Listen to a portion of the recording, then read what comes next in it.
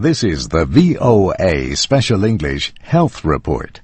Tuesday was World AIDS Day, and the latest report on the epidemic provided some reason to celebrate. Experts say new HIV infections have fallen by 17% since 2001. Estimates for sub-Saharan Africa are down by about 15%. In East Asia, new infections with the virus that causes AIDS have decreased almost 25%.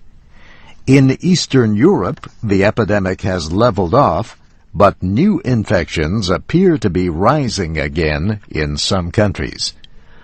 The report came last week from the UN AIDS Program and the World Health Organization. It says HIV-related deaths appear to have reached their highest point in 2004. Since the peak, deaths have fallen by around 10% as more people have received treatment. Experts credit the good news in the report, at least in part, to prevention programs, not just the natural progress of the epidemic.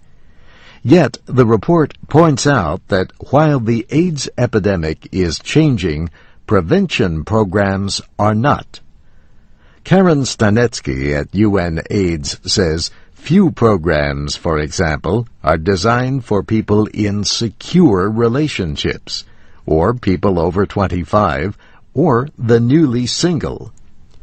AIDS is the leading cause of death in women aged 15 to 44. Those are the main years for having children. The WHO is now advising infected women to begin antiretroviral drugs at 14 weeks of pregnancy instead of 28. Women are also advised to continue treatment through the recommended end of breastfeeding when the baby is 1 year old. This reduces the risk of infecting the child.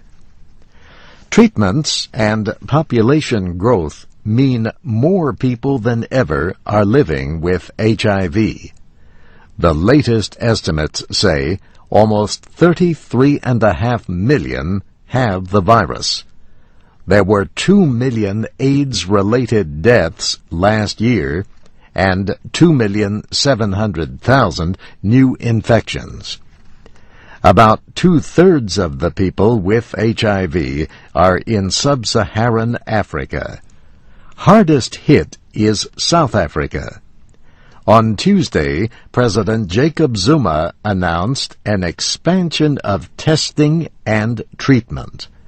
By next April, he says, all HIV-infected children less than 1 year old will receive treatment. AIDS research continues.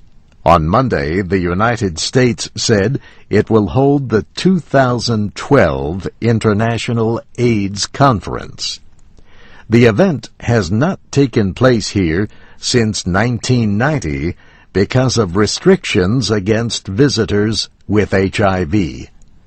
The travel ban will end January 4th. And that's the VOA Special English Health Report, written by Katie Weaver. I'm Steve Ember.